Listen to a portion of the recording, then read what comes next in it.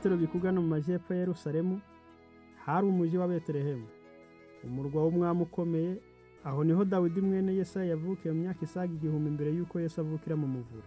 Mu myaka magana menshi mbere y'uko umukiza aza ku isi, Dawidi akiri umuhungu mutoya yaragiraga imikumbi ye yarishaga mu misozi mito yari ikikije Betelehemu.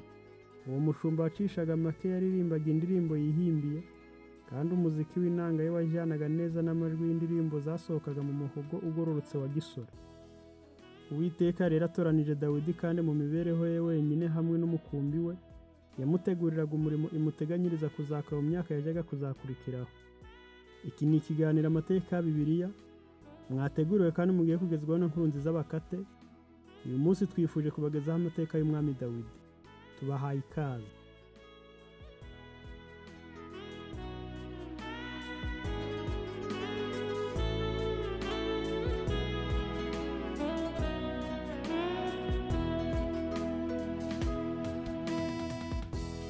Yari umuhungu ufite uburanga kandi w'igikundiro w'intwari kandi wicishaga bugufi. Wari umwizerwa mu murimo we woroheje wo kuragira umukumbi. Mu bwiza n'imbaraga byarangaga ubusore bwe, Dawidi yiteguraga kuzajya mu mwanya ukomeye hamwe n'abakomeye bo ku isi. Nk'impano z'agaciro zakomotse ku Mana, ubuhanga bwe yabukoreshaga mu kwerekana icyubahiro cy'umutangabugingo. Amahirwe yagiraga yo kwitegereza no gutekereza byamufashaga kwikungahaza mu bwenge n'ubuhangange byamuteye gukundwa n'Imana n'abamarayika. Umuhango wo kwimika Dawidi akiri muto wari ugendereye kumenyesha uwo musore iby'umurimo ukomeye wari umutegereje, kugira ngo mu byo azanyuramo bitandukanye ndetse n'akaga kose ko mu myaka yari imbere, kumenya ibyo bizamubashije kudatezuka ku mugambi w'Imana wagombaga gusohozwa mu mibereho ye. Gusabana n'Imana ndetse n'ibyaremwe ubwabyo, kwita ku mukumbi we, akaga yagiye ahura nako no kukavamo, intimba n'ibyishimo byo muri uwo murimo ushishe bugufi, ibyo byose byari bigamije kugorora imico ya Dawidi no kumuha icyerekezo cy'imibereho ye y'ahazaza. Igihe yitegerezaga kwera k'umuremyi we, gusobanukirwa Imana kurushaho byazaga mu mutima we. Ibitari bifututse byarafututse, ingorane zirakemurwa, kandi byari bimuhagaritse umutima biratunganye. Urukundo rwamukoze ku mutima, agahinda yagiye agira n'insinzi yagiye ageraho, ibyo byose byari ingingo zarangaga ibitekerezo bye. Igihe umwami Sawuli yari amaze kumenya yuko Imana yamuretse, ndetse akumva uburemere bw'amagambo yo kugawa yari yabwiwe n'umuhanuzi, Sawuli yarushijeho kuzura ubugome no kwiheba. Abajyanama be bamugiriye inama yo gushaka umuririmbyi w'umuhanga, bizera yuko injyana y'agahozo y'inanga nziza yashoboraga guturisha umutima we wari wihebye. Ubuntu bw'Imana, Dawidi wari uzwiho ubuhanga bwo gucuranga inanga, yazanywe imbere y'umwami. Gucuranga kwe kwiza kwayobowe n'Imana kwatanze icyo bifuzaga. Umunabi wari utwikira intekerezo za Sawuli nk'igicucu kijimye wareyukaga. Igihe yabaga atatumijwe ibwami kwa Sawuli, Dawidi yisubiriraga mu misozi kandi agakomeza kwiyoroshya mu mutima. Dawidi yakuraga ashimwa n'Imana n'abantu, yari yarigishijwe kugendera mu nzira z'Uwiteka, maze noneho arushaho kwiyemeza mu mutima we gukora iby'Imana ishaka kurusha mbere. Yagize izindi ngingo yajyaga kuzajya atekerezaho. Yari yarabaye ibwami, bityo yari yarabonye inshingano z'abami, yari yarabonye bimwe mu bishuko byugarizaga umutima wa Sawuli, kandi yari yarasesenguye amwe mu mabanga yo mu mico n'imigirire by'umwami wa mbere wa Isirayeli. Yabonye icyubahiro cy'ibwami kibudikirwa n'igicucu kijimye cy'umubabaro, kandi amenya ko abo mu nzu ya Sawuli batari bafite umunezero na muke mu rugo rwabo. Ibyo byose byateraga umutima uhagaze uwari warasigiwe amavuta kuzaba umwami wa Isirayeli. Imana yigishaga Dawidi amasomo y'ingenzi, nk'uko Mose yatorejwe umurimo we, niko Uwiteka yatunganirizaga umuhungu wa Yesayi kuba umuyobozi w'ubwoko bwatoranijwe. Muri uko kwita ku mukumbi we, Dawidi yimenyerezaga ineza umushumba mukuru agirira intama zo mu cyanya. Iyo misozi idatuwe aho Dawidi yazereraga n'imikumbi ye, hari ahantu habaga inyamaswa z'inkazi. Kenshi na kenshi intare zavaga mu mashyamba ari ku nkombe ya Yorodani, cyangwa ibirura bikava mu misozi, bikaza bishonje cyane bishaka kwica umukumbi. Nyamara yerekanye imbaraga n'ubutwari bwe arwana ku mikumbi ye. Ubwo ingabo z'Abafilisitiya zari zihanganye n'Abayisirayeli, nibwo Dawidi mu ishyaka ryinshi yarengeye icyubahiro cy'Imana ya Isirayeli, maze yica igihanda cy'Abafilisitiya cyari cyarananiranye. Goliyati amaze kwicwa, Sawuli yagumanye Dawidi we, ntiyamwemerera gusubira iwabo. Nuko umutima wa Yonatani uhera ko uba agati gakubiranye n'uwa Dawidi, kandi Yonatani amukunda nk'uko yikunda. Yonatani na Dawidi basezeranye isezerano ryo kunga ubumwe nk'abavandimwe. Maze uwo mwana w'umwami yijishura mu mwitero we yari yambaye, awuha Dawidi n'umwambaro we ndetse n'inkota ye n'umuheto we n'umukandara we. Dawidi yahawe inshingano zikomeye, ariko akomeza kwicisha bugufi, rubanda ruramukunda kimwe n'abo mu rugo rw'umwami. Nyamara Sawuli ntiyakomeje gukunda Dawidi. Igihe Sawuli na Dawidi bari batabarutse ku rugamba, aho barwanaga n'Abafilisitiya, abagore bavaga mu midugudu ya Isirayeli yose baririmba babyina, baza gusanganira umwami Sawuli bafite ishako n'inanga z'imirya itatu, banezerewe. Itsinda rimwe ryararirimbaga riti, Sawuli yishe 1000, irindi rikikiriza riti, Dawidi we yica ibihumbagiza. Umudayimoni utera ishyari yinjiye mu mutima wa Sawuli. Umwami yarakajwe nuko mu ndirimbo z'abagore b'Abisirayeli Dawidi yahabwaga igisumba icyo bamuhaga. Ariko umunsi umwe, igihe uwo musore yacurangiraga umuzika mwiza wagendanaga n'ijwi rye, ubwo yaririmbaga asingiza Imana, Sawuli yahise amutera icumu agamije kumwica. Dawidi yakijijwe n'Imana ntiyakomereka, maze ahunga umujinya w'uwo mwami wari wasaze. Uko urwango Sawuli yangaga Dawidi rwakomezaga kwiyongera, niko yarushagaho gushakisha uburyo bwose yamukuraho. Ariko nta mugambi we n'umwe wo kwica uwasizwe n'Uwiteka wigeze wuzura. Kubera kudashaka kubona uwo yibwiraga ko azamusimbura, byatumye umwami amwivanaho, amugira umutware w'ingabo 1000. Ariko Abayisirayeli n'Abayuda bose bakundaga Dawidi. Umwami yakomeje kujya ahanga Dawidi amaso, yiringiye kuzabona uburyo bufifitse bwazamubera impamvu yo kwica uwo musore kandi agakomeza kuba umwere imbere y'abantu. Yateze Dawidi umutego wo gutera Abafilisitiya n'umurava mwinshi, amusezerana kuzamushyingira umukobwa we w'imfura. Abonye ataguye ku rugamba, umukobwa we amushyingira undi. Mikali, umukobwa muto wa Sawuli, yaje kubenguka Dawidi, maze biha umwami andi mahirwe yo kugambanira Dawidi. Mikali yemerewe uwo musore, ariko akaba yaragombaga kubanza kwerekana ikimenyetso cy'uko yishe umubare runaka w'abanzi b'igihugu cyabo. Sawuli yibwiraga ko bizatuma Dawidi yicwa n'Abafilisitiya, ariko Imana yarinze umuhungu wayo. Dawidi yatabarutse ku rugamba anesheje, maze aba umukwe w'umwami. Sawuli yarushijeho guhamirizwa yuko Dawidi ari we wa wundi Uwiteka yavuze yuko amuruta, kandi ko ari we uzaba umwami mu cyimbo cye. Nuko kwiyoberanya kose arakureka, maze ategeka Yonatani n'abatware b'ibwami kwica uwo yangaga. Yonatani yamenyesheje Dawidi umugambi umwami afite, maze amusaba kwihisha. Nanone intambara yongera kurota hagati y'Abayisirayeli n'Abafilisitiya, maze Dawidi ayobora ingabo ajya kurwana n'abanzi babo. Abaheburayo baranesha cyane, maze abantu bogeza ubwenge n'ubutwari bya Dawidi. Ibyo byatumye urwango Sawuli yamugiriraga mbere rwongera kubyuka. Ubwo uwo musore yacurangiraga imbere y'umwami, Sawuli yongera kuzabiranwa n'uburakari, maze atera Dawidi icumu yibwira yuko ari bumushite ku rukuta. Ariko marayika ayobya iryo cumu, Dawidi aracika ahungira iwe. Sawuli yohereza intasi ngo bamufate ubwo ari busohoke mu gitondo, maze bahite bamwica. Mikali yamenyesheje Dawidi imigambi ya se, yamusabye guhunga agakiza amagara ye, maze amumanurira mu idirishya ngo acike. Yahungiye kwa Samweli i Rama, maze uwo muhanuzi yakira iyo mpunzi adatinye kurebwa nabi n'umwami. Umubano wa Samweli na Dawidi wabyukije ishyari ry'umwami, yibwira ko uwo muhanuzi wubahagwa mu Isirayeli hose ashobora gutiza umurindi uwashakaga gusimbura umwami. Ubwo umwami yamenyaga aho Dawidi ari, yohereje abatwari be kujya kuzana Dawidi i Gibeya, aho yashakaga kuzuriza umugambi wo kumwica.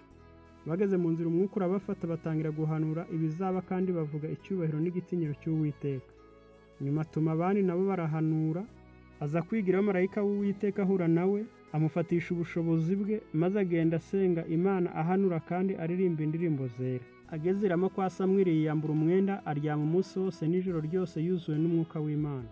Yinze na Dawidi akanya gato, ariko Dawidi ntiyamwizeye, maze akoresha ku gahenge, aracika atinya ko umwami ashobora guhindurirwa nk'uko byagiye biba mbere. Iki gihe cyakurikiwe n'umunsi mukuru w'imboneko z'ukwezi. Sawuli amubuze mu byicaro bye, abaza Yonatani aho Dawidi ari, amubwira ko yamusabye uruhushya rwo kujya iwabo gutambirayo ibitambo we n'umuryango we.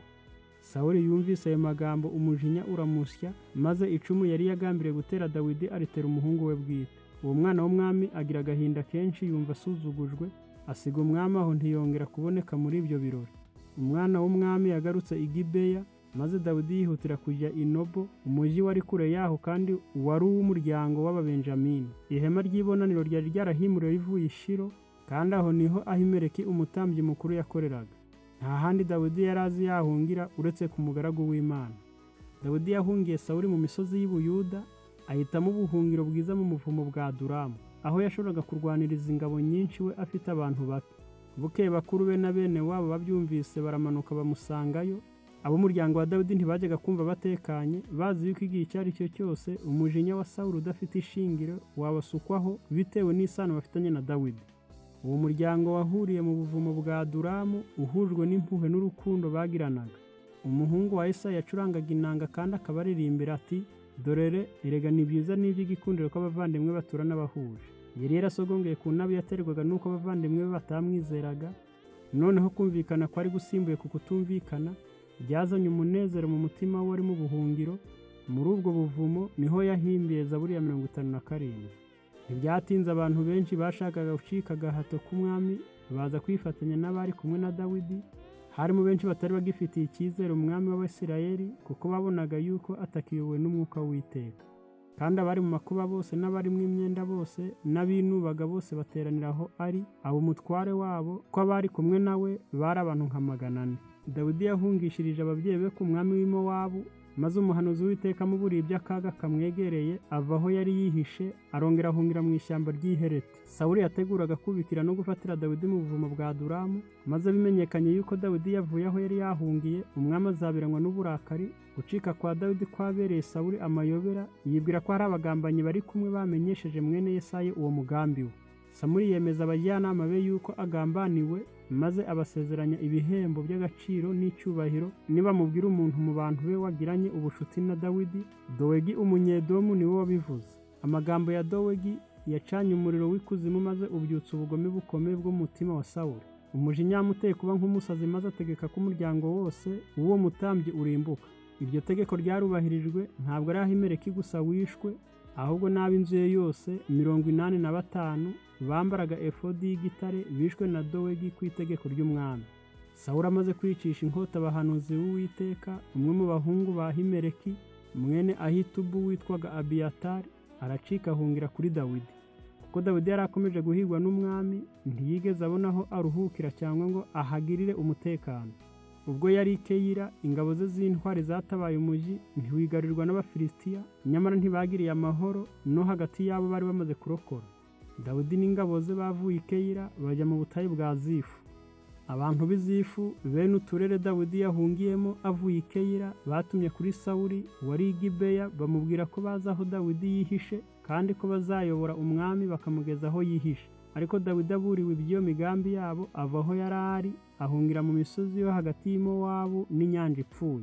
Nanone bongera gutuma kuri Sawuli bati, Dawidi ari mu butayu bwa Inegedi. Sawuli aherako ajyana ingabo 3,000 zitoranijwe mu Bisirayeli bose, bajya gushaka Dawidi mu bitare by'ingandagarizo ry'amashyi.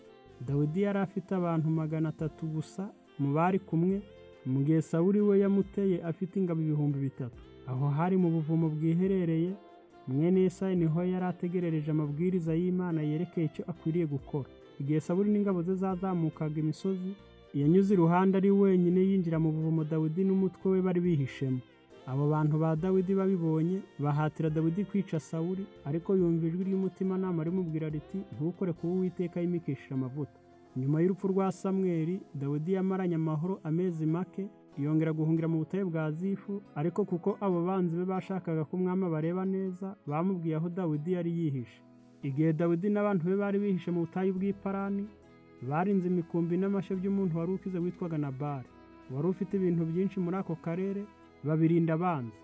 Nabali yari uwo mu rubyaro rwa Kalebu, ariko imico ye yarangwaga n'umwaga n'ubugugu. Aho niho yakebeye ikinyita cy'umwenda wa Sawuli. Dawidi abona ko adashobora kwiyunga na Sawuli, byasaga nk'aho byanze bikunze amaherezo yari kuzashyira agafatwa binyuze mu bucakura bw'umwami.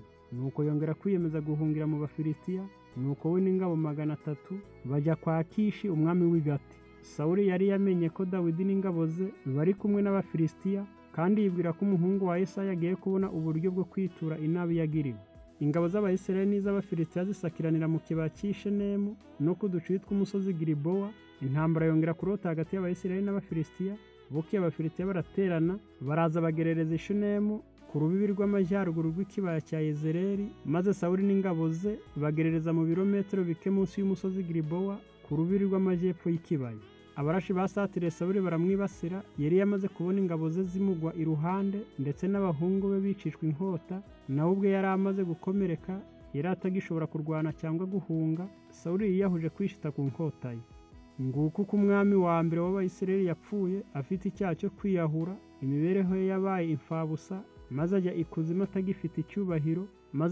atagifite icyubahiro kandi yarihebye bitewe n'uko yari yarakoresheje ubushake bwe bubi akarwanya ubushake bw'Imana. Bukeye imiryango ya Isirayeli yose isanga Dawidi i Heburoni, baravuga bati dore turi amagufwa yawe n'umubiri wawe, ni wowe watabazaga Abayisirayeli ukabatabarura, kandi Uwiteka yakubwiye ati ni wowe uzaragira ubwoko bwanjye bwa Isirayeli, kandi ati uzaba umugaba wabo. Nuko abakuru b'Abisirayeli bose basanga Dawidi i Heburoni, umwami Dawidi asezeranira nabo isezerano imbere y'Uwiteka i Heburoni. Uko niko binyuze mu buntu bw'Imana inzira yakinguriye Dawidi ajya ku ngoma. Abantu basaga 8,000 bakomoka kuri Aroni n'Abalewi bayobotse Dawidi baramukorera. Impinduka mu bitekerezo by'abantu zaragaragaye kandi bari bakomeje. Amatwara mashya agerwaho mu ituza no mu cyubahiro gikwiriye umurimo bakoraga. Abantu bageze ku gice cya miliyoni bahoze ari ingabo za Sawuli basesekaye i Heburoni n'ahayizengurutse. Mu misozi n'ibibaya hari huzuye imbaga y'abantu bemeje isaha yo kwimika Dawidi, umugabo wari warirukanwe ku rurembo rwa Sawuli, wari warahungiye mu misozi miremire n'imigufi no mu buvumo kugira ngo akize ubugingo bwe. Yari agiye guhabwa icyubahiro gikomeye cyane umuntu yahabwa na bagenzi be. Abatambyi n'abatware bari bambaye imyenda iranga umurimo wabo wera. Abasirikari bakuru n'aboroheje bari bafite amacumu arabagirana n'ingofero z'ibyuma, n'abantu bari baturutse kure cyane. Bose bari bahagaze kugira ngo barebe uwo muhango wo kwimika umwami wari waratoranijwe. Dawidi yari yambaye ikanzu ya cyami, umutambyi amusukaho ya mavuta yera mu ruhanga, kuko igihe Samweli yamusukagaho amavuta bwari ubuhanuzi bw'ibyajyaga kuzaba umwami yimikwa. Igihe kiragera maze kubw'umuhango ukomeye, Dawidi yerezwa umurimo wo kuba umwungiriza w'Imana. Yahawe inkoni y'ubwami, isezerano ry'uko azaba intahemuka mu buyobozi bwe rirandikwa, kandi abantu barahirira kuzamwumvira. Bamutamiriza ikamba mu ruhanga, maze umuhango wo kwimika umwami ubu urarangiye. Noneho Isirayeli ibigize umwami wimitswe n'Imana. Iki cyari ikiganiro ku mateka ya Dawidi. Turabashimiye mwe mwabanye natwe. Ibi byose mwabisoma mu gitabo cyitwa Abakurambere n'Abahanuzi n'andi mateka atandukanye. Naho ubutaha.